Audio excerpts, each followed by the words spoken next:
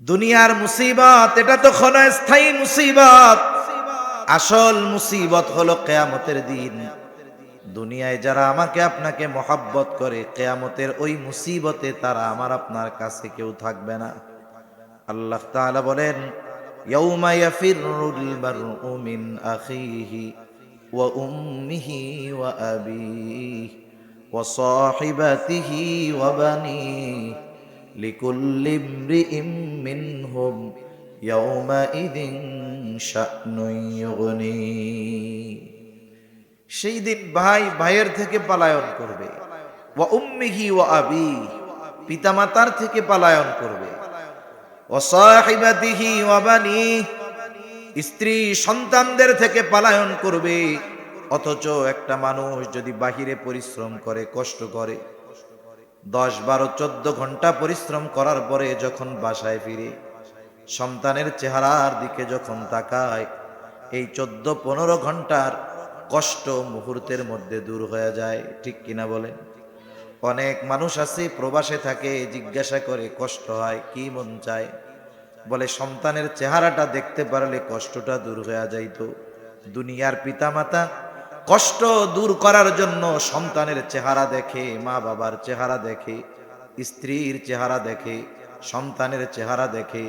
আর কিয়ামতের কঠিন মুসিবতের ওই কষ্টের সময় কেউ চাইবে না কষ্ট দূর করার জন্য তাদের সন্তানদের দেখার জন্য, বরং ওই দিন দেখা হওয়াটাকে তারা আরো কষ্টের কারণ মনে করবে। এই জন্য কি করবে? পালাইতে থাকবে, কেউ কাছে থাকবে না।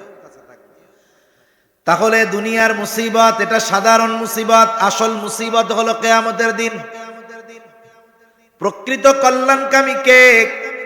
আসলে কে আমাকে আপনাকে মহব্বত করে? বাস্তবতা হলো মুসিবতে যে আমার পাশে থাকবে। কিয়ামতের ওই মুসিবতে বাবাও থাকবে না, মাও থাকবে না, স্ত্রীও থাকবে না, সন্তানও থাকবে না। কিন্তু ওই কঠিন মুসিবতের দিন সবাই চিন্তিত থাকবে, কিন্তু আমার আপনার নবী আমাকে আপনাকে বলবে না। সবাই চিন্তা করবে নিজের জন্য, নবী চিন্তা করবেন উম্মতের জন্য। মানুষ যখন চিন্তিত থাকে সে এক জায়গায় স্থির থাকতে পারে না। যার বাড়ি বড় সে বিছানায় একটু শয়, ঘুম আসে না, হাঁটাহাঁটি করে, বারান্দায় যায়, উঠান দিয়া পায়চারি করে, আর একবার বাড়ির ছাদে যায়, মানে এক জায়গায় স্থির থাকতে পারে না। নবীজিও তো হাসরের ময়দানে উম্মতের নাজাতের চিন্তায় চিন্তিত থাকবেন, নাজাতের জন্য চিন্তিত থাকবেন। এই জন্য নবীজিও এক জায়গায় স্থির থাকবেন না। একবার নবীজি দৌড়ায় চলে যাবেন পুলসিরাতের কাছে, না জানি কোন উম্মত এটা পাড়ি দিতে ব্যর্থ হয়ে যায়। আবার চলে যাবেন হাউজে কাউসারের কাছে, না জানি কোন উম্মত পানি পানে মাহরুম হয়ে যায়। আবার দৌড়ায় চলে যাবেন জাহান্নামের কাছে, না জানি কোন উম্মতকে জাহান্নামে দিয়ে দেওয়া হয়। আবার চলে যাবেন দৌড়ায় মিজানের কাছে, না জানি ওজনের পাল্লায় কেউ ধরা পড়ে যায়। আবার যদি উম্মতের জন্য সুপারিশের প্রয়োজন হয়ে যায়, আল্লাহর দরবারে ছুটে যাবেন উম্মতের জন্য সুপারিশ করতে। এই জায়গা থেকে দুইটা আয়াত ও রাসূল আকরাম সাল্লাল্লাহু আলাইহি ওয়াসাল্লামের অগণিত হাদিস থেকে একটা হাদিস পাঠ করেছি। আল্লাহ তাআলার কাছে তৌফিক চাই, অল্প সময়ের মধ্যে কিছু কথা বলার তৌফিক আল্লাহ তাআলা আমাকে দান করেন, যেগুলো আমাদের সবার দুনিয়া এবং আখিরাতের জন্য কল্যাণকর হয়। সকলে বলি আমিন। সম্মানিত উপস্থিতি, রাসূলুল্লাহ সাল্লাল্লাহু আলাইহি ওয়াসাল্লাম আমাদের জন্য আল্লাহ তাআলার পক্ষ থেকে বিশেষ অনুগ্রহ, আমাদের জন্য বড় এক নিয়ামত যে আমরা মুহাম্মাদুর রাসূলুল্লাহ সাল্লাল্লাহু আলাইহি ওয়াসাল্লামের উম্মত হতে পারছি। এটা আল্লাহ তাআলার পক্ষ থেকে আমাদের প্রতি তার বিশাল বড় এক অনুগ্রহ। রাসূলুল্লাহ সাল্লাল্লাহু আলাইহি ওয়াসাল্লাম, তাকে ভালোবাসার সাথে আমাদের ঈমানের সম্পর্ক আছে। আর তার প্রতি মুমিনের ভালোবাসা কখনো কমে না, বরং তার আলোচনা মানুষ যত শোনে, তার ব্যাপারে যত জানে, তার প্রতি সময়ের সাথে সাথে ভালোবাসা মহব্বত আরো বাড়তে থাকে, ঠিক কিনা বলেন? তিনি এমন একজন ব্যক্তি, দুনিয়ার মানুষ যদি কারো বিরুদ্ধে কোনো অপবাদ দেওয়াই হয়, অপবাদ মানে যেই দোষ সে করে নাই তাকে সেই দোষে অভিযুক্ত করা। একটা মানুষকে আমরা যত মহব্বত করি না কেন, সাধারণ মানুষ, তার ব্যাপারে যদি কোনো কেউ অপবাদ দেয় যে সে এই অপরাধটা করছে, তাহলে দেখা যাবে ওই ব্যক্তির মহব্বতের মানুষদের মধ্যে কমপক্ষে দুইটা ভাগ হয়ে যাবে। কেউ কেউ বলবে না, অমুক এই কাজটা করতেই পারে না। আবার কেউ কেউ সংশয় সন্দেহ পোষণ করবে, বলবে আরে মিয়া, কিছু না হইলে কি একেবারে এরকম বলে নাকি, কিছু রটে কিছু বটে। তার মানে কিছু মানুষ হয়তো এই অপবাদ সত্য হতে পারে এটা মনে করবে, ঠিক কিনা বলেন? বলেন তো, এই পৃথিবীতে নবীজির যত উম্মত আছে, বেঈমানদের কথা বাদ দেন, ইমানদার যারা আছে, যারা নবীকে মানে, তারা ছাড়া পৃথিবীর সবাই যদি নবীর চরিত্রের ব্যাপারে কোনো অপবাদ দেওয়ার প্রচেষ্টা করে, দুঃসাহস করে, বলেন তো, যার হৃদয়ে ন্যূনতম বিশ্বাস আছে আল্লাহর প্রতি, রাসূলের প্রতি, কেউ কি রাসূলের ব্যাপারে এই অপবাদ বিশ্বাস করবে? বিশ্বাস তো বহুদূর, সন্দেহ করবে? করবে না। বরং কি হবে, কেউ যদি অপবাদ দেওয়ার এই দুঃসাহস করে, অপবাদ দাতার বিরুদ্ধে যার ন্যূনতম ঈমান আছে সেও প্রতিবাদ করবে, যদি জীবন দেওয়া লাগে জীবনও দিয়ে দিবে, ঠিক কিনা বলেন? তাহলে রাসূলুল্লাহ সাল্লাল্লাহু আলাইহি ওয়াসাল্লামের সম্মান মর্যাদা এত বেশি যে সারা পৃথিবীর সবাই অপবাদ দেওয়ার অপচেষ্টা করলেও তার মান মর্যাদা কমবে না, বরং সময়ের সাথে সাথে তার সম্মান শুধু বাড়তে থাকবে। তার প্রতি ইমানদারদের মহব্বত ভালোবাসা বাড়তে থাকবে। রাসূলুল্লাহ সাল্লাল্লাহু আলাইহি ওয়াসাল্লামের প্রতি উম্মতের মহব্বত কেন বাড়বে না? কারণ তিনিও তো তার উম্মতকে সর্বোচ্চ ভালোবাসতেন। অনেক সময় আমরা ভাবতে পারি যে আমরাই শুধু ভালোবাসি, তা নয়। আমরা ভালোবাসার আগে রাসূলুল্লাহ সাল্লাল্লাহু আলাইহি ওয়াসাল্লাম আমাদেরকে যে ভালোবাসেন, এই ভালোবাসার উপমা, নিদর্শন, প্রমাণ আমাদের মধ্যে রেখে গেছেন। রাসূলুল্লাহ সাল্লাল্লাহু আলাইহি ওয়াসাল্লাম সব সময় তার উম্মতের ব্যাপারে ফিকির করতেন, চিন্তা করতেন। আমরা যদি দুনিয়ার কোনো বড় ব্যক্তির কাছে যাওয়ার সুযোগ পাই, প্রেসিডেন্টের কাছে যাওয়ার সুযোগ পাই, প্রধানমন্ত্রীর কাছে যাওয়ার সুযোগ পাই, বড় ব্যবসায়ীর কাছে যাওয়ার সুযোগ পাই, আমরা কি করব? আগে নিজের কথা বলবো আর নিজের পরিবার পরিজনের কথা বলবো, ঠিক কিনা? যে আমার এই এই প্রয়োজনগুলো মিটায়া দেন, আমার আত্মীয় স্বজনের এই ব্যবস্থাগুলো কইরা দেন। কিন্তু আল্লাহ তাআলা আমার আপনার নবীকে মেহমান বানায়া আরশে আজিমে নিয়ে গেছেন। ওইখানে গিয়ে নবী নিজের কথা বলেন নাই, ওইখানে গিয়ে নবী আল্লাহর কাছে উম্মতের কথাই বলছে। সুবহানাল্লাহ! কত গভীর ভালোবাসা উম্মতের প্রতি আমার আপনার নবীর। আব্দুল্লাহ ইবনে আমর ইবনুল আস রাদিয়াল্লাহু তাআলা আনহু তিনি বর্ণনা করেন, রাসূলুল্লাহ সাল্লাল্লাহু আলাইহি ওয়াসাল্লাম মসজিদে নববীর মধ্যে বসা, সাহাবায়ে কেরাম উপস্থিত। সাহাবায়ে কেরাম উপস্থিত, উনি হঠাৎ করে তিলাওয়াত করতেছেন। কি তিলাওয়াত করেন? যা আল্লাহ তাআলা ইব্রাহিম আলাইহিস সালামের ব্যাপারে কোরআনুল কারীমে নাজিল করছে। ইব্রাহিম আলাইহিস সালামের ব্যাপারে কি নাজিল করেছেন আল্লাহ তাআলা? ইব্রাহিম আলাইহিস সালাম তার গুনাহগার উম্মতের জন্য আল্লাহ তাআলার কাছে ক্ষমা প্রার্থনা করছেন, দোয়া করছেন। ওই দোয়াটা আল্লাহ তাআলা কোরআনুল কারীমের মধ্যে জানিয়ে দিয়েছেন। কি দোয়া করছে? আল্লাহ তাআলা বলেন, রব্বি ইন্নাহুন্না আযলালনা কাসীরাম মিনান নাস ফামান তাবিআনি ফাইন্নাহু মিন্নি ওয়া মান আসানি ফাইন্নাকা গফুরুর রহিম। ইব্রাহিম আলাইহিস সালাম তার উম্মতের ব্যাপারে আল্লাহ তাআলার কাছে বলতেছে, রব ইন্নাহুন্না আযলালনা কাসীরাম মিনান নাস, এই প্রতিমাগুলো, এই মূর্তিগুলো অধিকাংশ মানুষকে পথচ্যুত করে ফেলছে, পথভ্রষ্ট করে ফেলছে। ফামান তাবিআনি ফাইন্নাহু মিন্নি, তবে যারা আমার আনুগত্য করেছে, আমার কথা মেনেছে, ঈমান এনেছে, ফাইন্নাহু মিন্নি, যে আমার আনুগত্য করেছে সে তো আমার দলভুক্ত।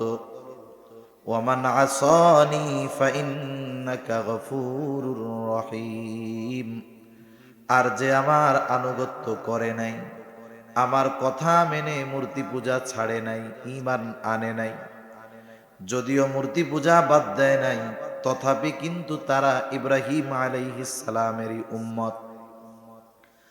আমার আপনার নবীজির নবুয়তির পর থেকে নিয়ে কিয়ামত পর্যন্ত যত মানুষের আগমন হবে, হোক সে মুমিন হোক সে কাফের, সবাই কিন্তু নবীজির উম্মত।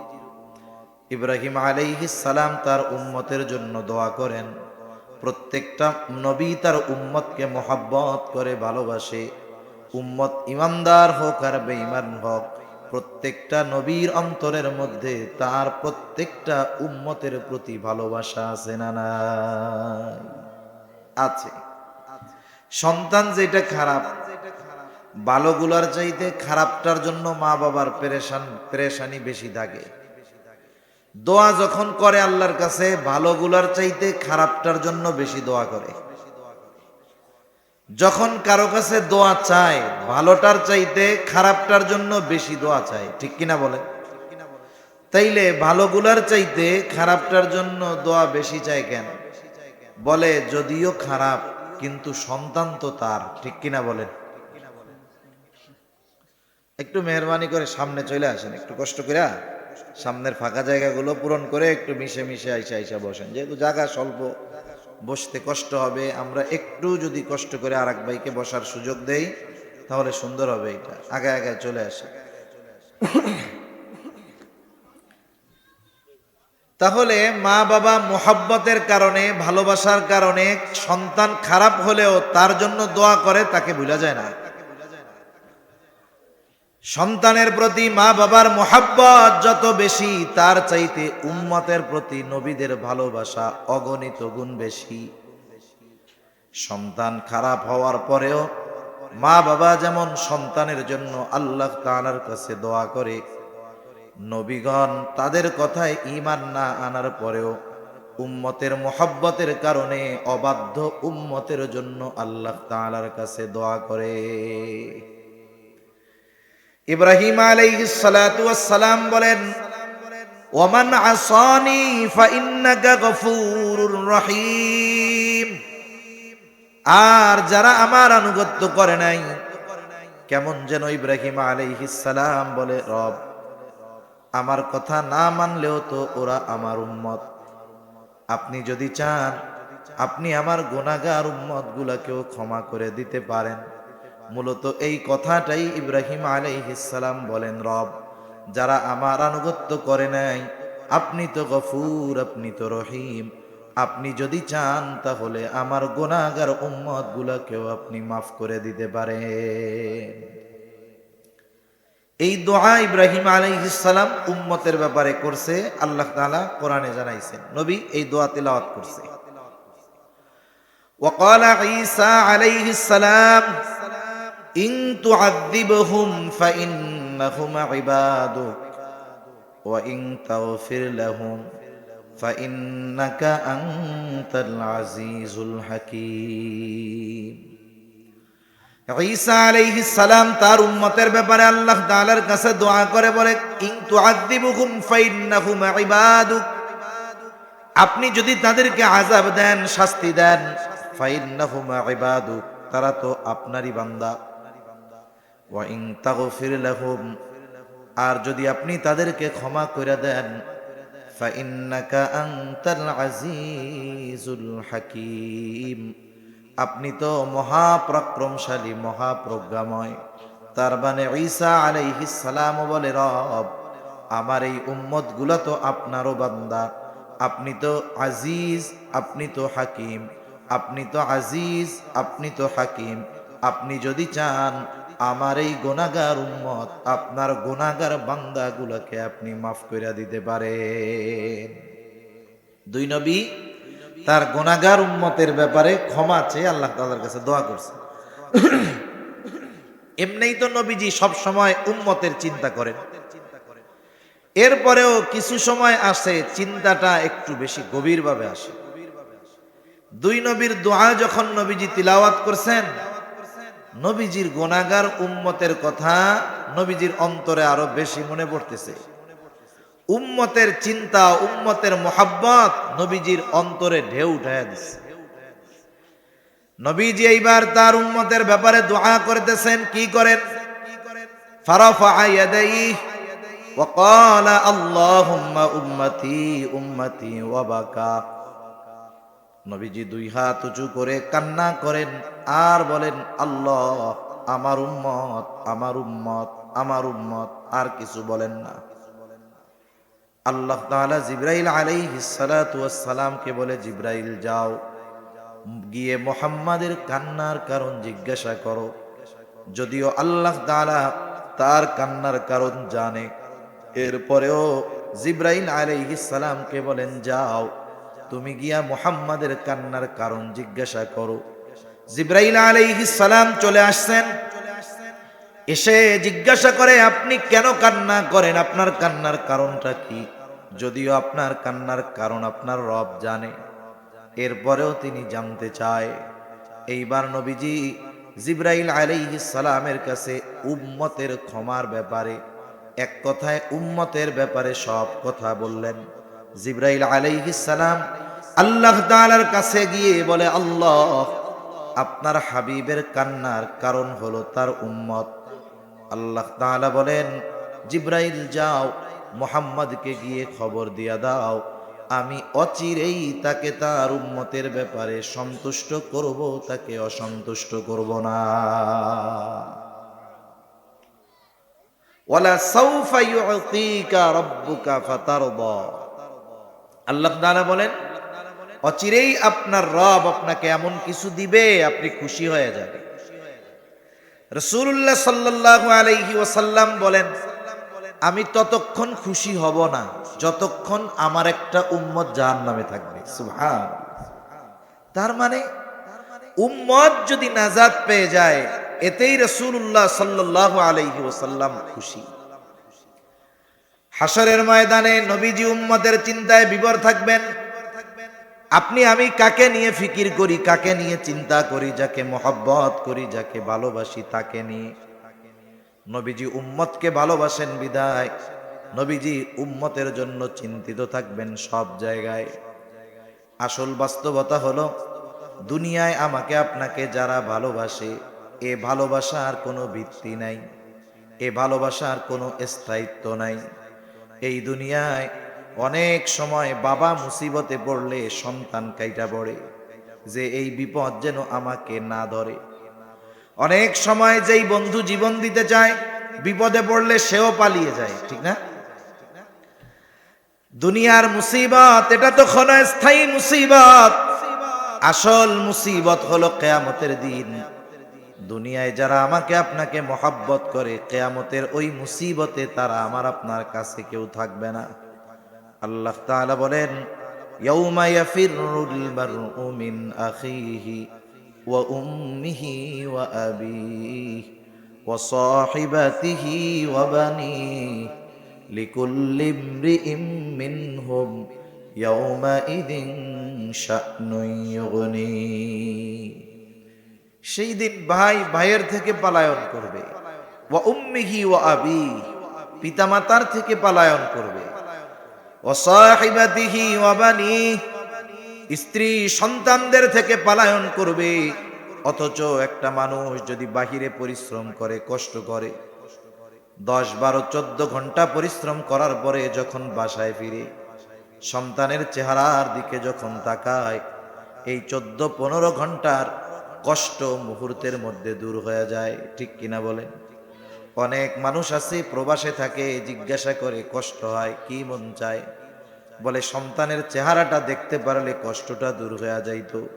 দুনিয়ার পিতামাতা কষ্ট দূর করার জন্য সন্তানের চেহারা দেখে, মা বাবার চেহারা দেখে, স্ত্রীর চেহারা দেখে, সন্তানের চেহারা দেখে। আর কিয়ামতের কঠিন মুসিবতের ওই কষ্টের সময় কেউ চাইবে না কষ্ট দূর করার জন্য তাদের সন্তানদের দেখার জন্য, বরং ওই দিন দেখা হওয়াটাকে তারা আরো কষ্টের কারণ মনে করবে। এই জন্য কি করবে? পালাইতে থাকবে, কেউ কাছে থাকবে না। তাহলে দুনিয়ার মুসিবত এটা সাধারণ মুসিবত, আসল মুসিবত হলো কিয়ামতের দিন। প্রকৃত কল্যাণকামী কে? আসলে কে আমাকে আপনাকে মহব্বত করে? বাস্তবতা হলো মুসিবতে যে আমার পাশে থাকবে। কিয়ামতের ওই মুসিবতে বাবাও থাকবে না, মাও থাকবে না, স্ত্রীও থাকবে না, সন্তানও থাকবে না। কিন্তু ওই কঠিন মুসিবতের দিন সবাই চিন্তিত থাকবে, কিন্তু আমার আপনার নবী আমাকে আপনাকে ভুলবে না। সবাই চিন্তা করবে নিজের জন্য, নবী চিন্তা করবেন উম্মতের জন্য। মানুষ যখন চিন্তিত থাকে সে এক জায়গায় স্থির থাকতে পারে না। যার বাড়ি বড় সে বিছানায় একটু শয়, ঘুম আসে না, হাঁটাহাঁটি করে, বারান্দায় যায়, উঠান দিয়া পায়চারি করে, আর একবার বাড়ির ছাদে যায়, মানে এক জায়গায় স্থির থাকতে পারে না। নবীজিও তো হাসরের ময়দানে উম্মতের নাজাতের চিন্তায় চিন্তিত থাকবেন, নাজাতের জন্য চিন্তিত থাকবেন। এই জন্য নবীজিও এক জায়গায় স্থির থাকবেন না। একবার নবীজি দৌড়ায় চলে যাবেন পুলসেরাতের কাছে, না জানি কোনো উম্মত এটা পাড়ি দিতে ব্যর্থ হয়ে যায়। আবার চলে যাবেন হাউজে কাউসারের কাছে, না জানি কোনো উম্মত পানি পানে মাহরুম হয়ে যায়। আবার দৌড়ায় চলে যাবেন জাহান্নামের কাছে, না জানি কোনো উম্মতকে জাহান্নামে দিয়ে দেওয়া হয়। আবার চলে যাবেন দৌড়ায় মিজানের কাছে, না জানি ওজনের পাল্লায় কেউ ধরা পড়ে যায়। আবার যদি উম্মতের জন্য সুপারিশের প্রয়োজন হয়ে যায়, আল্লাহর দরবারে ছুটে যাবেন উম্মতের জন্য সুপারিশ করতে। এভাবে নবীজি এক জায়গা থেকে আর এক জায়গায় যাইতে থাকবেন, যে কোথাও যেন আমার উম্মত ধরা না পড়ে যায়। সব নবী জান্নাত অভিমুখে রওনা হয়ে যাবে, জান্নাতের দরগড়ায় পৌঁছিয়ে যাবে। জান্নাতের দরজা বন্ধ, খোলা হবে না। জিজ্ঞাসা করা হবে, কি ব্যাপার, বন্ধ কেন, খোলো না কেন? বলে, যিনি আসলে খোলা হবে তিনি আসেন নাই। কে তিনি? কোথায় তিনি? বলে, তিনি হাসরের ময়দানে আছেন। কি করেন? বলেন, উম্মতের চিন্তায় চিন্তিত। তিনি ততক্ষণ পর্যন্ত, আমার আপনার নবী ততক্ষণ পর্যন্ত জান্নাত অভিমুখে রওনা হবেন না, ততক্ষণ না যতক্ষণ না তার ওই উম্মত তার ব্যাপারে আল্লাহ তাআলার পক্ষ থেকে জান্নাতের নিশ্চয়তা যতক্ষণ তিনি না পাবেন, ততক্ষণ পর্যন্ত নবী নিজে জান্নাত অভিমুখে রওনা হবে না। তার যে উম্মতের যাররা পরিমাণ ঈমান আছে তার ব্যাপারেও জান্নাত নিশ্চিত করবেন, এরপরে নিজে জান্নাতে ঢুকবে। সুবহানাল্লাহ। অথচ ওই হাসরের ময়দানে আমাকে আপনাকে, দুনিয়াতে যাদেরকে আমরা প্রিয়জন মনে করি, এরা কেউ আমাদের চিনবে না। রাসূলুল্লাহ সাল্লাল্লাহু আলাইহি ওয়াসাল্লামের উম্মতের প্রতি এই মহব্বত, ভালোবাসা কত গভীর, কত বেশি। রাসূল সাল্লাল্লাহু আলাইহি ওয়াসাল্লাম একদিন সাহাবা কিরাম নবীজির সাথে, নবীজি পথ চলতেছেন, হঠাৎ করে তিনি বলেন, আমার ভাইদেরকে আমার দেখতে মন চায়। সকলে বলে, ইয়া রাসূলুল্লাহ, আমরা কি আপনার ভাই নই? নবীজি বলেন, না, তোমরা আমার সাথী। তাহলে আপনার ভাই কারা? নবীজি বলেন, আমার পরে আমাকে না দেখে যারা আমার উপরে ঈমান আনবে তারাই হলো আমার ভাই। যারা আমারে মাইনা চলবে এরাই হলো আমার ভাই। এর দ্বারা কি বোঝানো যায়? কিয়ামত পর্যন্ত যত মানুষ নবীর আদর্শ অনুসরণ করবে, এদের প্রতি নবীজি যে তার ভালোবাসা আছে, এই কথা আমাদেরকে জানায় দিয়ে গেছে। অনেক সময় অনেক মানুষের দ্বারা কষ্ট পাওয়ার কারণে তাদের প্রতি আমাদের মহব্বত, ভালোবাসা থাকে না। অনেক সময় যদি সন্তান বাবাকে কষ্ট দেয়, কত বাবা আছে মরার সময় ওসিয়ত করে যেন আমি ওর মুখটা না দেখি, আমি মরলে যেন ও আমার জানাজায়ও না আসে। রাগ হইয়া অনেক বাবা এরকম অভিশাপ দেয় না, দেয়। কত আপনজন কষ্ট পাওয়ার কারণে আপনজনের মাধ্যমে তার সাথে সম্পর্কই রাখে না, বদদোয়াও করে। কিন্তু নবীজি উম্মতের দ্বারা কত আঘাত প্রাপ্ত হয়েছেন, কখনো উম্মতের জন্য বদদোয়া করেন নাই। নবীজি গেছেন তায়েফে, কাফেররা কি পরিমাণ আঘাত করেছে আমার আপনার নবীজির গায়ে। পাথরের আঘাতে নবীজির গায়ের মধ্যে ক্ষত হয়ে গেছে, রক্ত বেয়ে গা ভিজে গেছে, জামা ভিজে, রক্ত পা বেয়ে জুতার মধ্যে পড়ে, রক্ত শুকিয়ে জুতা পায়ের সাথে আটকে গেছে। স্বাভাবিকভাবে অনেকে রক্তদান করেছেন, 200-250 গ্রাম রক্ত যদি শরীর থেকে বের করা হয়, যার রক্ত নেওয়া হয় অনেক সময় অজ্ঞান হয়ে পড়ে যায়, উঠতে পারে না। অথচ নবীজির গা দিয়ে কি পরিমাণ রক্ত বের হয়েছে, জামা ভিজে, পা বেয়ে রক্ত পড়ছে, জুতা আটকে গেছে পায়ের সাথে রক্ত শুকিয়ে। পড়ন্ত বিকালে নবীজি এক জায়গায় বিশ্রাম নিচ্ছেন, জিবরাইল আলাইহিস সালাম চলে আসলেন, এসে সালাম দিয়ে বলে, ইয়া রাসূলুল্লাহ, এই কওম আপনার সাথে কেমন আচরণ করেছে আপনার মালিক সব দেখছে। আমার সাথে একজন ফেরেশতা পাঠানো হয়েছে যে আগে আসে নাই। এইবার ওই ফেরেশতা এসে নবীজিকে সালাম দিয়ে বলে, ইয়া রাসূলুল্লাহ, আমি পাহাড়ের দায়িত্বে নিয়োজিত ফেরেশতা, আল্লাহ তাআলা আমাকে আপনার আদেশ পালনের জন্য আপনার কাছে পাঠিয়েছে। আপনি যদি নির্দেশ দেন যে এদেরকে নিশ্চিহ্ন করে দেওয়ার জন্য, তাহলে 2 পাহাড় দিয়ে আমি এদেরকে পিষা দিব, অস্তিত্বহীন হয়ে যাবে। আপনার সাথে এমন আচরণ করছে, আপনি শুধু যদি নির্দেশ দেন তাহলে 2টা পাহাড় দিয়ে এদেরকে কি করব, পিষে দিব। এখনো ক্ষত তো শুকায় নাই, রক্তও আছে। নবীজি চিন্তা করতেছেন যে এরা হয়তো কথা মানল না, কিন্তু এদের পরবর্তী প্রজন্ম তো কথা মানতে পারে, ঠিক কিনা? নবীজি ক্লান্ত দেহ নিয়ে বিশ্রাম করতেছিলেন, এই কথার পরে একটু সোজা হয়ে উঠে বসছেন। ফেরেশতা বলে, আপনি নির্দেশ দেন 2 পাহাড় দিয়ে এদেরকে পিষে দেই। আর নবীজি এদের কথার জবাবে, ফেরেশতার কথার জবাবে বলে, বাল আরজু আন ইয়াখরুজাল্লাহু মিন আসলাবিহিম মান ইয়াবুদুল্লাহ ওয়াহদাহু ওয়া লা ইউশরিকু বিহি শাইআ। নবীজি কেমন যেন বলে, তুমি আমারে বলতেছো আদেশ দেন পিষা শেষ করে দেই, অথচ আমি এদের ব্যাপারে আল্লাহ তাআলার কাছে এই আশা পোষণ করি যে আল্লাহ তাআলা হয়তো এদের মধ্য থেকে এমন এক প্রজন্ম বের করবে, এমন এক সম্প্রদায় বের করবে যারা এক আল্লাহর ইবাদত করবে, তার সাথে কারো শরীক করবে না। তাহলে যারা দুনিয়ায় আসে নাই তাদের ব্যাপারেও নবীজি চিন্তিত। এরা হয়তো অন্যায় করছে, কিন্তু এদের সন্তানরা নাও করতে পারে, ঈমান আনতে পারে।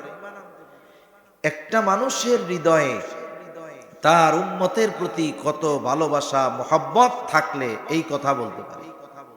এর আগে নবী তো দোয়া করছে এরকম, নূহ আলাইহিস সালাম উম্মতের অবাধ্যতায় বাধ্য হইয়া দোয়া করছে, ক্বালা নূহুর রাব্বি লা তাযার আলাল আরদি মিনাল কাফিরিনা দাইয়ারা। বলছে, আল্লাহ এই জমিনের একটা কাফিরও আপনি ছেড়ে দেন না। অথচ আমার আপনার নবী যাদের দ্বারা নির্যাতিত হইছেন তাদের ব্যাপারেও বদদোয়া করেন নাই। এর চাইতে মহব্বতের বহিঃপ্রকাশ আর কি হতে পারে? এখন একটা বিষয় হলো, নবীজি আমাদের কত মহব্বত করেন, ভালোবাসেন। দুনিয়ার মানুষের কথা বাদ দেন, নবীজির হাদিসগুলো এক পাশে রাখেন। কিছু মানুষের কথা আছে, মানুষ এত বিশ্বাস করে 1000 জন যদি বলে তার বিপরীতে ওই একজনের কথা মানুষ বেশি বিশ্বাস করে। এমন অনেক বিশ্বস্ত মানুষ আমাদের সমাজে এখনো আছে না নাই? আছে। আমার আপনার নবী আমাকে আপনাকে আমাদের নবী আমাদেরকে কত মোহাব্বত করে ভালোবাসে কথা আল্লাহ তাআলা জানিয়ে দেন। আমাদের প্রতি নবীজির ভালোবাসা কত বেশি, উম্মতের প্রতি নবীজির ভালোবাসা কত, আল্লাহ তাআলা সেই কথা জানিয়ে দিয়ে বলেন, লাকাদ জাআকুম রাসূলুম মিন আনফুসিকুম আজিজুন আলাইহি মা আনিত্তুম হারিসুন আলাইকুম বিল মুমিনিনা রাউফুর রহিম। আল্লাহ তাআলা বলেন, লাকাদ জাআকুম রাসূলুম মিন আনফুসিকুম, তোমাদের মধ্য থেকে তোমাদের জন্য এমন একজন রাসূলের আগমন ঘটেছে। সেই রাসূল তোমাদের জন্য কেমন? আল্লাহ তাআলা এক নম্বরে বলেন, তিনি হলেন তার উম্মতের জন্য আজিজ, আজিজুন আলাইহি মা আনিত্তুম, তার মানে তোমাদের জন্য যেটা কষ্টের সেটা তার জন্য কষ্টের। তার মানে উম্মত যেটাতে কষ্ট পায় নবীও সেটাতে কষ্ট পায়। সহজ কথায় সমব্যথী। সমব্যথী মানে উম্মতের ব্যথা নবীজি অনুভব করে, উম্মতের কষ্ট নবীজি অনুভব করে। এখন একজন আরেকজনের কষ্ট অনুভব করে কখন? বলে দুইজনের মধ্যে মোহাব্বতের গভীরতা বেশি হয় যখন।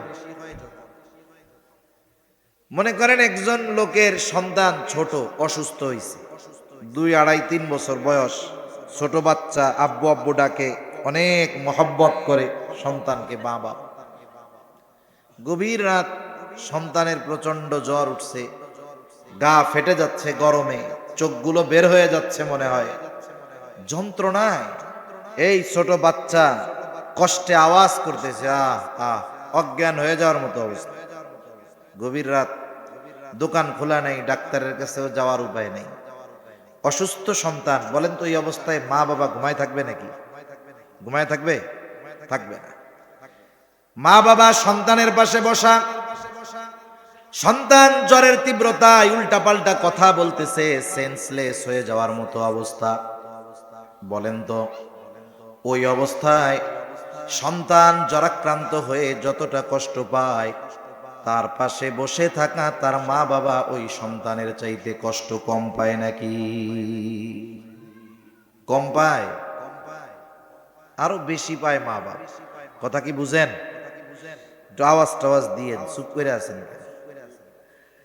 বলেন তো ওই সন্তানের তো অসুস্থতা, জ্বর, সে যা কষ্ট পায়, ওই সন্তানের পাশে বসে থাকা মা বাবা কষ্ট বেশি পায় না কম পায়? নিঃসন্দেহে বেশি পায়। এই বেশি পাওয়ার কারণ কি? আর একজনের সন্তান অসুস্থ হইলে আমার তো ওই পরিমাণ কষ্ট হবে না। যার সন্তান তার কষ্ট বেশি হয় কেন? বলে আমি ওনার সন্তানরে মহব্বত করি কতটুকু, উনি তো বেশি মহব্বত করে, এই জন্য তার কষ্টটা সেও অনুভব করতে পারে।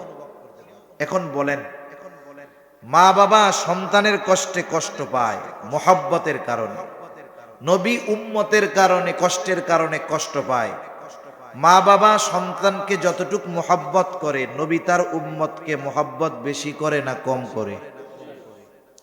এজন্যই মহব্বতের কারণে উম্মতের জন্য যেটা কষ্টের, একথাই আল্লাহ তাআলা বলেন তিনি হলেন আজিজ, সমব্যথী। তোমাদের জন্য যেটা কষ্টের সেটা তার জন্য কষ্টের। 2 নম্বর, আল্লাহ তাআলা বলেন হারিসুন আলাইকুম, তিনি হলেন তোমাদের জন্য কল্যাণকামী। আমার আপনার নবী সব সময় উম্মতের জন্য কল্যাণ কামনা করতেন। সব জায়গায় উম্মতের জন্য যেন কষ্টকর না হয়ে যায় এই চিন্তা করতেন। এক হাদিসের মধ্যে আসছে, নবীজি বলেন আল্লাহ তাআলা প্রত্যেকটা নবীকে তার উম্মতের জন্য একটা স্পেশাল দোয়া করার সুযোগ দিয়েছে, এবং এই দোয়া কবুলের প্রতিশ্রুতিও আল্লাহ তাআলা দিয়েছেন। সব নবী তার উম্মতের ব্যাপারে ওই দোয়াটা দুনিয়ায় করে ফেলছে, আর আমার আপনার নবী ওই দোয়াটাকে সংরক্ষণ করে রাখছে। কিয়ামতের দিন উম্মতের ওই কঠিন মুসিবতের দিন আমার আপনার নবী উম্মতের জন্য সুপারিশ হিসাবে ওই দোয়াটাকে করবে। কারণ নবী জানেন এই দোয়াটা দুনিয়ায় করার চাইতে আখেরাতে যদি করা হয় আমার উম্মতের জন্য কল্যাণ বেশি হবে। এজন্য নবী সব সময় উম্মতের কল্যাণের বিষয়ে খেয়াল রাখতেন, কল্যাণকামী ছিলেন নবী, এটা সবার জন্য। তবে মুমিনদের জন্য নবীজি তো স্পেশাল কোনো কিছু। আপনি আপনার আত্মীয়র সন্তানদের যতই মোহাব্বত করেন না কেন, নিজের সন্তানের চাইতে বেশি করবেন না। কেউ করবে বলেন? কেউ করবে না। রাসূল সাল্লাল্লাহু আলাইহি ওয়াসাল্লাম সব উম্মতকে ভালোবাসেন, কিন্তু যেই উম্মত ঈমান আনছে তাদেরকে বেশি ভালোবাসবেন, এটাই স্বাভাবিক। এই জন্য আল্লাহ তাআলা মুমিন উম্মতের প্রতি নবীজির স্পেশাল ভালোবাসার কথা বর্ণনা করতে গিয়ে আল্লাহ তাআলা বলেন, বিল মুমিনিনা রাউফুর রহিম। মুমিন উম্মতের প্রতি নবীজির ভালোবাসা কেমন? আল্লাহ তাআলা বলেন, এই নবী তার মুমিন উম্মতদের জন্য হলো রাউফুর রহিম। রাউফ আল্লাহ তাআলার গুণবাচক একটি নাম, রহিম গুণবাচক নাম। দুনিয়ার কোন সৃষ্টি মাখলুক রাউফুর রহিম হতে পারে না। কোন মানুষ রাউফুর রহিম হইতে পারবে? কোন পীর সাহেব হইতে পারবে? কোন আলেম রাউফুর রহিম হতে পারবে? নাউজুবিল্লাহ, শিরক হবে। কিন্তু উম্মতের জন্য নবীর ভালোবাসা কত বেশি! এই বেশি পরিমাণ ভালোবাসা আল্লাহ তাআলা উল্লেখ করতে গিয়ে নিজের সাথে যেই শব্দ ব্যবহার হয় ওই শব্দ নবীর সাথে ব্যবহার করছেন। সুবহানাল্লাহ বলেন। আল্লাহ তাআলা বলেন, এই নবী এমন নবী যে তার উম্মতের ব্যাপারে রাউফুর রহিম, অতি সদয় পরম দয়ালু, অতি সদয় পরম দয়ালু। আল্লাহ তাআলা আমার আপনার নবীর তার মুমিন উম্মতের প্রতি মোহাব্বত ভালোবাসার কথা বলতে গিয়ে বলতেছেন, এই নবী হলো তার মুমিন উম্মতদের জন্য অতি সদয় পরম দয়ালু। আমি আশা করি এতটুকুতে আমরা বুঝতে পেরেছি যে নবীজি আমাদের কত ভালোবাসেন। আপনারা কি বুঝতে পারছেন নবী আমাদের কত ভালোবাসে? বুঝতে পারছেন? নবী এত ভালোবাসে, এই ভালোবাসার কথা প্রকাশ করতে গিয়ে আল্লাহ স্বাভাবিকভাবে এই কথা বলেন নাই যে এই নবী তার উম্মতকে ভালোবাসে। আল্লাহ যদি এতটুকুই বলেন, ভালোবাসা অনেক বড়, অনেক গভীর, এতেই বোঝা যায়। কিন্তু এই ভালোবাসার কত গভীরতা, কত মহৎ মহান এই ভালোবাসা উম্মতের জন্য নবীর, এটা বলতে গিয়ে নবীজির শানে আল্লাহ তাআলা নিজের গুণবাচক শব্দ রাউফুর রহিম ব্যবহার করেছেন। এত ভালোবাসা যে এটার কুল কিনারা খুঁজে পাওয়া যাবে না, মহাসমুদ্রের তলদেশ খুঁজে পাওয়া যাবে, এভারেস্টের চূড়ায় বারবার পৌঁছানো যাবে, মহাকাশে চলে যাওয়া যাবে, কিন্তু উম্মতের প্রতি নবীজির ভালোবাসার গভীরতা পরিমাপ করা আমাদের সম্ভব নয়। এত ভালোবাসেন এই নবী। এখন যেই নবী আমাদের এত ভালোবাসেন, সেই নবীর ভালোবাসার প্রতিদান দেওয়ার দরকার আছে না নাই? আছে। নবী আমাদের এত ভালোবাসেন, সাথে সাথে নবীকেও আমাদের ভালোবাসা, এটা কিন্তু শুধুমাত্র আমলি বিষয় নয়, এটা ঈমানি বিষয়। নবীর ভালোবাসা যার মধ্যে নাই, এক নম্বরে সে তো অকৃতজ্ঞ, দুই নম্বরে তার ঈমানই ঠিক নাই। এই জন্য নবীর ভালোবাসার প্রতিদান আমাদের দেওয়ার দরকার। রাসূলুল্লাহ সাল্লাল্লাহু আলাইহি ওয়াসাল্লাম বলেন, লা ইউমিনু আহাদুকুম হাত্তা আকুনা আহাব্বা ইলাইহি মিন ওয়ালিদিহি ওয়া ওয়ালাদিহি ওয়ান নাসি আজমাইন। নবীজি বলেন, তোমাদের মধ্যে কেউ ততক্ষণ পর্যন্ত মুমিন হতে পারবে না যতক্ষণ না সে তার পিতা মাতা সন্তান সন্ততি এক কথায় সকলের চাইতে আমাকে বেশি ভালো না বাসবে। তার মানে সন্তানের চাইতে বেশি ভালোবাসতে হবে নবীকে, মা বাবার চাইতে বেশি ভালোবাসতে হবে নবীকে, স্বয়ং নিজের জীবনের চাইতে নবীকে বেশি ভালোবাসতে হবে। হযরত ওমর রাদিয়াল্লাহু তাআলা আনহু নবীজিকে বলতেছে, ইয়া রাসূলুল্লাহ সাল্লাল্লাহু আলাইহি ওয়াসাল্লাম, আপনাকে আমি আমার জীবনের পরে সবচাইতে বেশি ভালোবাসি। নবীজি বললেন, না হয় নাই। একটু পরেই হযরত ওমর রাদিয়াল্লাহু তাআলা আনহু বলেন, ইয়া রাসূলুল্লাহ, এই মুহূর্ত থেকে আমি আপনাকে আমার জীবনের চাইতেও বেশি ভালোবাসি। তার মানে নবীর ভালোবাসা হবে নিজের জীবনের চাইতেও বেশি। একটা মানুষ নিজের জীবন বাঁচানোর জন্য সব কিছু করতে পারে, কিন্তু আফসোস আমরা এমন নবীর উম্মত হওয়ার পরেও নবীকে ভালোবাসতে গিয়া সব কিছু করতে পারি না। জীবন তো সব সময় দেওয়া লাগে না, কিন্তু কিছু কিছু সময় আছে মহব্বতের প্রকাশ করার জন্য কিছু বিষয় করা লাগে, এগুলো আমরা করতে পারি না। আমাদের অভ্যাস হইলো আমরা একবারে লাস্টেরটা দিব, জীবন দিব, কিন্তু অন্য কিছু করতে পারবো না। বুঝেন নাই? শুধু জীবনই দিব, অন্য কিছু করতে পারবো না। এখন যার মুখে দাড়ি নাই, এর যদি বলি দাড়ি রাখেন, নবীরে তো মহব্বত করেন জীবনের চাইতে বেশি। এখন জীবনের চাইতে যাকে বেশি মহব্বত করি, তার অনুসরণ করতে গিয়ে, তাকে ভালোবাসতে গিয়ে মানুষ যদি দুই চার কথা বলে, তাতে কোনো অসুবিধা আছে? অসুবিধা নেই। দুনিয়ার নিজামটা কি? দুনিয়ার নিয়ম হলো কোনো প্রভাবশালী ব্যক্তির পক্ষে কথা বলতে গিয়ে কেউ যদি তাকে কিছু বলে, আর এই খবরটা যদি প্রভাবশালী ব্যক্তির কাছে পৌঁছায় যে ভাই অমকে আপনার পক্ষে বলতে গিয়ে, আপনার কথা বলতে গিয়ে মানুষের বেশি কথা শুনছে। এখন যার পক্ষে বলতে গিয়ে বেশি কথা শুনলো, ওই লোকের কাছে যখন খবরটা পৌঁছাবে, যে বেশি কথা শুনছে, বলেন তো তার প্রতি তার মহব্বত বাড়বে না কমবে? আগে অপরিচিত হলেও এখন পরিচিত হয়ে যাবে, আগে না চিনলেও এখন চিনবে, আগে কাছে আসতে পারতো না, এখন পাশে নিজে ডাইকা বসাবে। তাহলে নবীজির মহব্বত, নবীজির অনুসরণ করতে গিয়ে যদি মানুষের কথা শুনতে হয়, দুনিয়ার নেতার জন্য কথা শুনে যদি নেতার মহব্বতের পাত্র হওয়া যায়, নবীর অনুসরণ করতে গিয়ে মহব্বতের বহির্প্রকাশ করতে গিয়ে যদি মানুষের কথা শুনতে হয়, তাহলে নবীজির প্রিয় পাত্র হওয়া যাবে। ঠিক কিনা বলেন?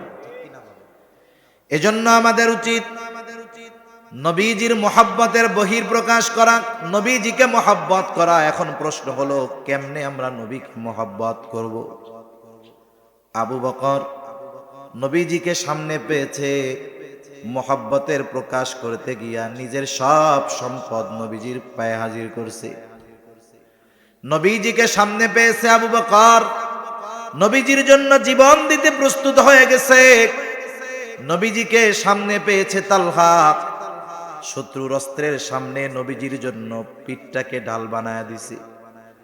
আমরা তো নবীকে সামনে পাই নাই, নবীকে কেমনে মহব্বত করব? আমার আপনার নবীকে কেমনে মহব্বত করতে হবে? নবীকে মহব্বত করার পদ্ধতি দুনিয়ার কারো কাছ থেকে শেখা লাগবে না। আমার আপনার নবীকে মহব্বত করার পদ্ধতি স্বয়ং নবী শিখায়া দিয়েছে। আপনি আমি যাকে মহব্বত করব, তার শেখানো পদ্ধতি অনুসরণ করলে ওই মহব্বত ঠিক মতো করা হবে। যদি নিজের মন গড়া পদ্ধতিতে করতে যাই, তাহলে দেখা যাবে মহব্বতের ভিতরে আদবের খেলাফ হয়ে যাইতে পারে। ঠিক কিনা বলেন? এজন্য নিরাপদ পদ্ধতি গ্রহণ করাই ভালো, নিরাপদ রাস্তা অবলম্বন করা ভালো। যেহেতু নবীর থেকে তাকে মহব্বত করার পদ্ধতি নবীর থেকেই বলা আছে কেমনে করতে হবে। রাসূল আকরাম সাল্লাল্লাহু আলাইহি ওয়াসাল্লামকে মহব্বত করার পদ্ধতি আমার আপনার নবী নিজেই জানায়া দেন। নবীজি বলেন, মান আহাব্বা সুন্নতি ফাকাদ আহাব্বানি ওয়া মান আহাব্বানি কানা মাই ফিল জান্নাহ। নবীজি বলেন, যে আমার সুন্নতকে মহব্বত করলো, সে আমি নবীকে মহব্বত করলো। আর নবীকে যে মহব্বত করবে, নবী জানায়া দেন, সে আমার সাথে জান্নাতে অবস্থান করবে। এখন আপনারে এক দেশের টিকিট দেওয়া হয়েছে, যে এই যে হলো আপনার বিমানের টিকিট, এটা দিয়ে আপনি সৌদি আরব যাইতে পারবেন। এই টিকিট দিয়ে 10 দিন সৌদি আরবের মক্কার যেই ক্লক টাওয়ার, সেই হোটেলে আপনি থাকতে পারবেন। কত বড় অফার না? যতই অফার থাক, যদি আপনার ভিসা না থাকে যাওয়া যাবে? অফার ঠিক আছে, কিন্তু কি নাই? ভিসা নাই। অফারের ঘোষণা পাইয়া খুশি হইলেন, কিন্তু ভিসা নাই, যাওয়া যাবে না, ওইখানে পৌঁছানো যাবে না। তাহলে নবীর সাথে জান্নাতে থাকা যাবে সুন্নতকে মহব্বত করলে। এই অফার পায়া গেলাম, কিন্তু এখন জান্নাতে যদি না যাইতে পারি তাইলে তো আর নবীর সাথে থাকতে পারবো না। এখন জান্নাতে যাওয়ার রাস্তা কি নবী তাও বলে দেন। আমার আপনার নবী বলেন, কুল্লু উম্মতি ইয়াদখুলুনাল জান্নাতা ইল্লা মান আবা। নবীজি বলেন, আমার সব উম্মত জান্নাতে প্রবেশ করবে, আবা উম্মত ছাড়া। সাহাবায়ে কেরাম প্রশ্ন করে, ইয়া রাসূলুল্লাহ, আবা উম্মত কারা? নবীজি বলেন, মান আতাআনি দাখালাল জান্নাহ ওয়া মান আসানি ফাকাদ আবা। নবীজি বলেন, যারা আমার আনুগত্য করবে তারা জান্নাতে প্রবেশ করবে, যারা আমার আনুগত্য করবে না তারা আবা উম্মত, তারা জান্নাতে প্রবেশ করতে পারবে না। তাহলে যদি দুই হাদিসকে আমরা একত্রিত করি, অর্থটা কি? বলে নবীকে মোহাব্বত করার পদ্ধতি হইল নবীর সুন্নতকে মোহাব্বতের সাথে অনুসরণ করা। সুন্নতকে মোহাব্বত করতে হবে, অনুসরণ করতে হবে। এই যে লাইট জ্বলতেছে, কত আলো, এখন একটা লাইট দুইটা তার দেওয়া আছে, একটার মধ্যে আছে কারেন্ট আর একটার মধ্যে কারেন্ট নাই। এখন বলেন তো, যদি কেউ চিন্তা করে যেই লাইনটায় কারেন্ট নাই ওইটা বাদ দিয়ে একেবারে পাওয়ার হাউস থেকে সর্বোচ্চ ভোল্টেজের লাইন এক পাশে লাইটের লাগায়া দিবে, যত ভোল্টেজের লাইন লাগানো হোক, যদি আর্থিং লাইন না দেওয়া হয় বিদ্যুৎ কি জ্বলবে? লাইট জ্বলবে? জ্বলবে না। দুই তার লাগবে এই লাইট জ্বালাইতে, দুইটা কানেকশন লাগবে। অনুরূপ ভাবে নবীর মোহাব্বতের বহির্প্রকাশ যদি করতে হয় তাহলে সুন্নাতকে মোহাব্বত করতে হবে, অনুসরণ করতে হবে। অনুসরণ এবং মোহাব্বতের মাধ্যমে শুধু নবীকে ভালোবাসা হয় না, নবীকে যে এই দুইটা অনুসরণ করে ভালোবাসার প্রমাণ দিতে পারে সে তখন আল্লাহর মোহাব্বতের পাত্র হয়ে যায়। আমরা চাই না যে আল্লাহ আমাদের ভালোবাসুক, চাই না? চাই। আল্লাহ তাআলা কোরআনুল কারীমের মধ্যে বলেন, আপনি বলেন, ইন কুনতুম তুহিব্বুনাল্লাহ, তোমরা যদি আল্লাহকে ভালোবাসতে চাও, আমরা সবাই আল্লাহকে ভালোবাসতে চাই, তাইলে কি করবা? নবীজিকে আল্লাহ তাআলা বলেন, আপনি বইলা দেন, ফাত্তাবিউনি, আল্লাহরে ভালোবাসতে চাইলে আমার অনুসরণ করো। তার মানে জান্নাতে যাইতে হইলে নবীর অনুসরণ, আল্লাহকে ভালোবাসতে হইলে নবীর অনুসরণ। এরপরে আল্লাহ তাআলা বলেন, হাবিব আপনি বলেন ফাত্তাবিউনি, তাহলে তোমরা আমার অনুসরণ করো। তাইলে কি হবে? তোমাদের আল্লাহকে ভালোবাসা নিয়ে চিন্তা করা লাগবে না। ইউহিব্বুকুমুল্লাহ, আমার অনুসরণ করার কারণে স্বয়ং আল্লাহ তোমাকে ভালোবাসবে। তোমরা আমার অনুসরণ করো, তাইলে কি হবে? ইউহিব্বুকুমুল্লাহ, তোমাদের ভালোবাসবে কে? আল্লাহ। দুনিয়ার বড় নেতা যদি একজনরে ভালোবাসে কত পাওয়ার, আর যদি আল্লাহ কোনো বান্দাকে ভালোবাসে তার চাইতে বড় পাওয়ারফুল আর কেউ আছে? আর কেউ নাই। হাদিসের মধ্যে আসছে, নবীজি সাল্লাল্লাহু আলাইহি ওয়াসাল্লাম বলেন, যখন কোন বান্দাকে আল্লাহ তাআলা ভালোবাসেন, আল্লাহ কোন বান্দাকে ভালোবাসে আয়াতের মাধ্যমে জানলাম, যেই বান্দা নবীর অনুসরণ করে তাকে আল্লাহ ভালোবাসে। এখন আল্লাহ ভালোবাসলে লাভ কি? নবীজি বলেন, যখন কোন বান্দাকে আল্লাহ তাআলা ভালোবাসে, আল্লাহ তাআলা জিবরাইল আলাইহিস সালামকে ডেকে বলে, জিবরাইল, দুনিয়ার অমককে আমি আল্লাহ ভালোবাসি, তুমিও ভালোবাসো। আল্লাহ তাআলা যখন জিবরাইল আলাইহিস সালামকে বলে, জিবরাইল আলাইহিস সালামও তাকে ভালোবাসতে শুরু করে। এরপরে আসমানের বাসিন্দাদের মধ্যে ঘোষণা করে দেয়, ও আসমানের বাসিন্দারা, দুনিয়ার অমুক ব্যক্তি ওকে আল্লাহ ভালোবাসে, আমি ভালোবাসি, তোমরাও ভালোবাসো। এইবার আসমানের ফেরেশতারা তাকে ভালোবাসতে শুরু করে। হায়রে, অনেক মানুষ আছে এই দুনিয়ার মানুষ তাদেরকে চিনে না, দুনিয়ার মানুষ তাদের চেনে না, তারা এই দুনিয়ার সেলিব্রিটি না, কিন্তু ওই মানুষগুলোকে দুনিয়ার মানুষ না চিনলেও আসমানের বাসিন্দারা তাদের নিয়ে আলোচনা করে। নবীজি বলেন, এবার আসমানের বাসিন্দারা তথা ফিরিস্তারা তাকে ভালোবাসতে শুরু করে, সে পরিচিত ব্যক্তি হয়ে যায়। এইবার আল্লাহ তাআলা কি করেন, দুনিয়ার মানুষের অন্তরে ওই ব্যক্তির গ্রহণযোগ্যতা আর ভালোবাসা আল্লাহ ঢুকায়া দেয়। দুনিয়ার মানুষও তাকে ভালোবাসতে শুরু করে।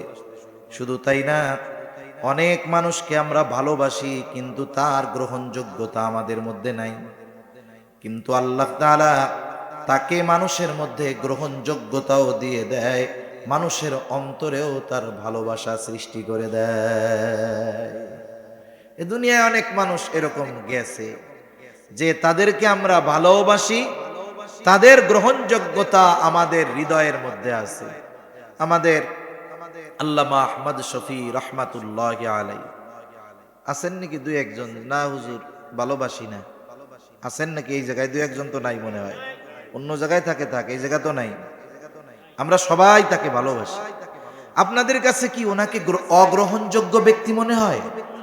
তার মানে দেখেন, উনি আমাদের কোনোদিন চা খাওয়ায় নাই, ওনার ছেলেরা আমাদের এসে বলে নাই যে চা খাওয়াইলাম, আমার আব্বার একটু ভালোবাসেন। কিন্তু ওই যে আসমানের মালিক তাকে ভালোবাসে, আসমানের বাসিন্দারা তাকে ভালোবাসে।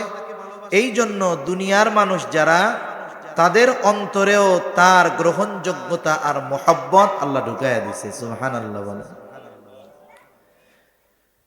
তাহলে যে কথার থেকে গেলাম, নবীর অনুসরণের মাধ্যমে আল্লাহর ভালোবাসা পাওয়া যায়, নবীর অনুসরণের মাধ্যমেই জান্নাতে যাওয়া যায়, এই কথাই নবীজি জানায় দেন। মান আতাআনি দাখালাল জান্নাহ ওয়া মান আসানি ফাকাদ আবা। নবীজি বলেন, যে আমার আনুগত্য করবে জান্নাতে প্রবেশ করবে, আনুগত্য যে করবে না আবা উম্মত, সে জাহান্নামে যাবে। সর্বোপরি কথা হলো, নবীজির সুন্নতকে মহব্বতের সাথে অনুসরণ করলে নবীকে ভালোবাসা হয়, সাথে সাথে নবীর সাথে জান্নাতে থাকা যায়। এইটার চাইতে বড় নেয়ামত আর সাহাবায়ে কেরাম অন্য কিছুরে মনে করতেন না।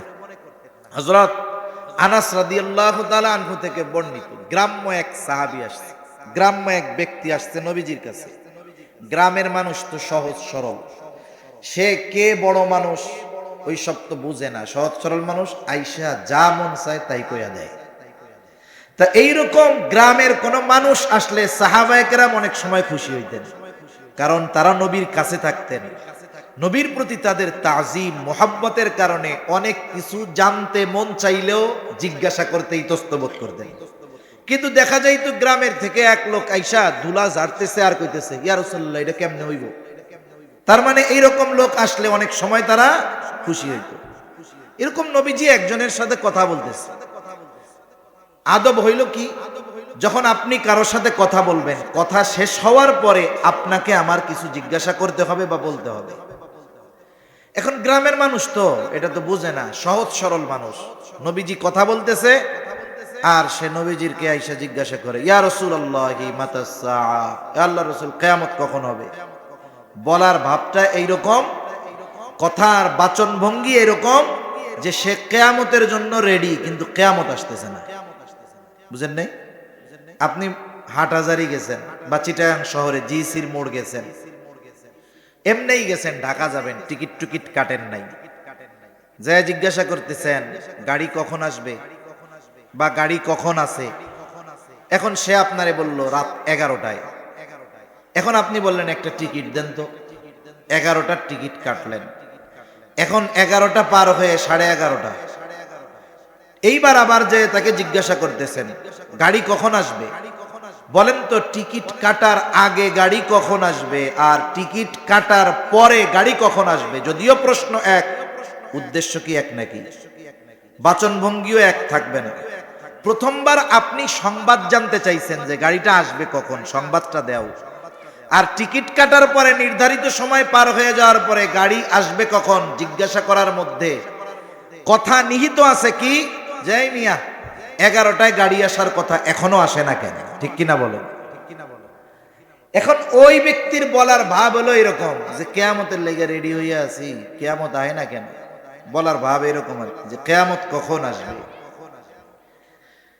নবীজি ওই ব্যক্তির সাথে কথা শেষ করে বলতেছেন, কোথায় ওই ব্যক্তি যে আমারে জিজ্ঞাসা করলো কেয়ামত কখন হবে? গ্রাম্য ব্যক্তি বলে, ইয়া রাসূলুল্লাহ, আমি জিজ্ঞাসা করেছি। নবীজি এইবার তাকে পাল্টা প্রশ্ন করতেছেন, মা আদাত লাহা, তুমি কিয়ামতের জন্য কি পাথেয় সংগ্রহ করেছো? লোকটা সহজ সরল জবাব, আমি আল্লাহ এবং তার রাসূলকে ভালোবাসি। এই জবাবের মধ্যে কোনো লৌকিকতা নাই, কৃত্রিমতা নাই। নবীজি তাকে বললেন, আল মারউ মা'a মান আহাব্বা। লোকটা এই জবাব শুনে বাড়ির দিকে হাঁটা শুরু করে দিল। একটু দেখেন, প্রশ্ন ছিল কি, জবাব শেষ হইল কি? শুরু হইছে কিয়ামত কখন হবে, আর শেষ কথা হইল যে যাকে মোহাব্বত করে তার সাথে অবস্থান করবে। লোকটা বাড়ির দিকে হাঁটা দিছে। হযরত আনাস রাদিয়াল্লাহু তাআলা আনহু বলেন, নবীর মুখে শুনলাম, আল মারউ মা'a মান আহাব্বা, যে যাকে মোহাব্বত করে তার সাথে অবস্থান করবে। হযরত আনাস রাদিয়াল্লাহু তাআলা আনহু বলেন, ইসলাম গ্রহণের পরে এই কথা শুনে আমরা যতটা খুশি হয়েছি, আর কোন কথার দ্বারা এর চাইতে বেশি খুশি হই নাই। তার মানে তারা চিন্তা করতেছে, দুনিয়ায় তো নবীর পাশে আছি, জান্নাতে গিয়ে কি নবীর পাশে পাওয়া যাবে, নবীর সাথে কি থাকা যাবে? এই চিন্তা তাদের মধ্যে ছিল, কিন্তু প্রশ্ন করতে সাহস করেনি। গ্রামের মানুষ আইসা জিজ্ঞাসা করছে, নবীজি তার প্রশ্নের উদ্দেশ্য অনুধাবন করতে পারছেন, আর ওই জবাবের মাধ্যমে সাহাবায়ে কেরাম তাদের অন্তরের প্রশ্নের জবাব পেয়ে গেছে। চিন্তা করছে, জবাব তো পেয়ে গেছি, কারণ তারা তো নিশ্চিত যে আমি আমার জীবনের চাইতেও বেশি ভালো নবীকে বাসি, ঠিক কিনা বলেন? সেজন্য সাহাবায়ে কেরাম নবীর সাথে জান্নাতে অবস্থান করাটাকে কত বড় নেয়ামত মনে করতেন। আমাদেরও নবীর সাথে জান্নাতে অবস্থান করার সুযোগ আছে। কিসের মাধ্যমে? বলে, নবীর সুন্নতকে মুহাব্বত এবং অনুসরণ করার মাধ্যমে। রাসূলুল্লাহ সাল্লাল্লাহু আলাইহি ওয়াসাল্লামের সুন্নাতের আলোকে যদি আমরা জীবন সাজাতে পারি, এক আদর্শবান জীবন আমাদের হবে। নবীজির আদর্শের আলোকে যদি জীবন সাজাতে পারি, আমাদের দুনিয়া আখিরাত উজ্জ্বল হয়ে যাবে। এজন্য নবীজির আদর্শ হলো সার্বজনীন আদর্শ। আল্লাহ তাআলা সেজন্য কোরআনুল কারীমের মধ্যে কথা বলেন, লাকাদ কানা লাকুম ফি রাসূলিল্লাহি উসওয়াতুন হাসানা, তোমাদের জন্য রাসূলের জীবন আদর্শের মধ্যেই উত্তম আদর্শ রয়েছে। এ কথাটা সবাই জানে, অমুসলিমরাও জানে, মুসলিমরাও জানে। শুধু তাই না, বিভিন্ন দিবসকে কেন্দ্র করে অনেক সময় অমুসলিম দেশের রাষ্ট্রপ্রধানরাও বিবৃতি দেয়, দেয় না? কি বলে? অশান্ত পৃথিবীতে শান্তি আনার জন্য মুহাম্মদ সাল্লাল্লাহু আলাইহি ওয়াসাল্লামের আদর্শ অনুসরণ ছাড়া কোনো উপায় নাই। এই বক্তব্য বা বিবৃতি দিল মনে করেন বাইডেন অথবা মোদি, কত সুন্দর বিবৃতি দিছে। এখন অশান্ত পৃথিবীতে শান্তি আনার জন্য তারা কি নবীর আদর্শ গ্রহণ করবে? কিন্তু জানে যে এই আদর্শ অনুসরণ করলে শান্তি চলে আসবে। আমরাও জানি, কিন্তু সবাই মানি না। কিন্তু মানে কারা? কাদের জন্য বাস্তবে নবীজির জীবনের মধ্যে উত্তম আদর্শ আছে, কারা অনুসরণ করে?